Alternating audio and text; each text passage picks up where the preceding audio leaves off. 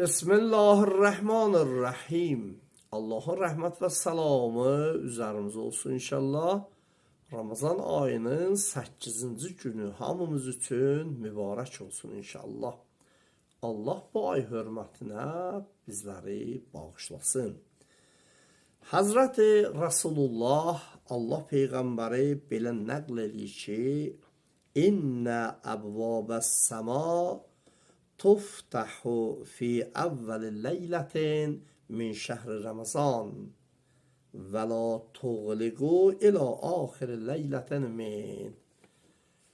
Yəni Ramazan ayının əvvəl günündə Allahın göydə olan bütün qapıları bəndəsinin üzünə açılar. Ta o vaxta qədər ki, Ramazan ayının axır gününə qədər. Necə ki buyururlar ki, Ramazan ayında şeytan zəncirlənər. Şeytan bütün aylarda açıq olar və bütün Allahın yaratdığı bəndələrlə münazirə, münaqişə, mübarizə aparar. Amma Ramazan ayında zəncirlənər. Hələ bəzən görsən ki, zəncirdə ola-ola insanları əyri yola dəvət edir. Bəs Allahdan istəyək, o qapılar ki, bəndənin üzünə açılıb, fürsətdir ki, insan Allahdan hər nə istəsə Allah, o qapılardan öz rəhmətini o bəndəsinin üzünə açar və göndərər və nazil edər. İmam-ı Sadiq əleyhissalam nəql edir ki, mən əftərə yevmən min şəhri Ramazan xərəcə ruhul iman min.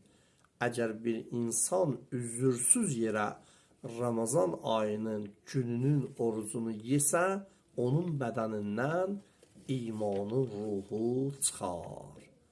Çox təhlükəli bir iş. Əgər bir insan heç bir bəhanəsi olmadan Ramazan ayını rahatçılıqdan basıb yeyir, deyir ki, mən oruç tuta bilmirəm. Ya halım yoxdur, ya yorğunam, ya xəstəyəm. Bəs diqqətli olaq ki, əgər bir insan qəsdən üzürsüz yerə orucu yeyərsə, Allah Teala onun bədənindən iman ruhunu xaric edər. Amma hökmümüz oruçluğun hökmləri haqqında. Bir insan əgər bir məkanda yaşayıb, sonra çıxıb gedib başqa bir məkanda yaşayıb. Məsələn, bir insan Naxçıvanda yaşayıb, sonra durub gedib, məsələn, artıq Bakıda yaşayıb, Türkiyədə yaşayıb, Rusiyada yaşayıb, yəni fərq etməz.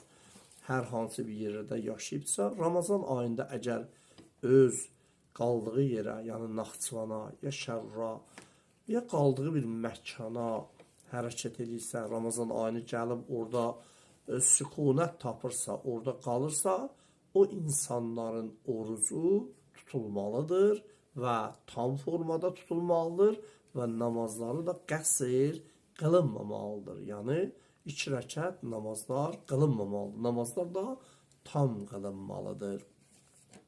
Qardaşlar, bu şeylərə diqqət eləsinlər. Bəzən görürsən ki, bəzi bir yerlərdən gəlirlər, həmin yerdə orucu tutmurlar və namazlarını da qəsr qılırlar. Amma belə deyil. Yəni, insan əgər əvvəl bir yerdə yaşayıb, sonra gedib, məşğullaşıb başqa bir yerdə, başqa bir ölkədə gəlib həmin an Ramazan ayında öz qaldığı doğum yerinə düşsə, orada orucunu da tutacaq, namazları da bütöv qılacaqdır ki, bu şeylərə diqqət eləmək lazımdır. Bir insan əgər bir yerə gedirsə, yəni əgər bir halətdən bir halətə gedirsə, məsələn, dediyim kimi, Naxçıvandan gedir Bakıya. Əgər oruçluq aydısa, o qəsd-iqamə eləməlidir. Qəsd-iqamə o ünvanı ki, qəsdini təsdiq eləməlidir. Özdə buradan çıxmamışdan qabaq, qəsdini bütöv eləməlidir ki, məsələn, mən gedirəm Bakıda 10 gün qalacam.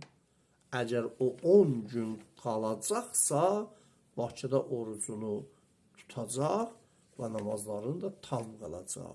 Yox, əgər 10 gündən az qalsa, 9 gün, 8 gün, 7 gün o namazlarını 4 rəkətlik namazlarını qəsr qılacaq, 2 rəkət qılacaq və oruç da tutmağa haqqı yoxdur.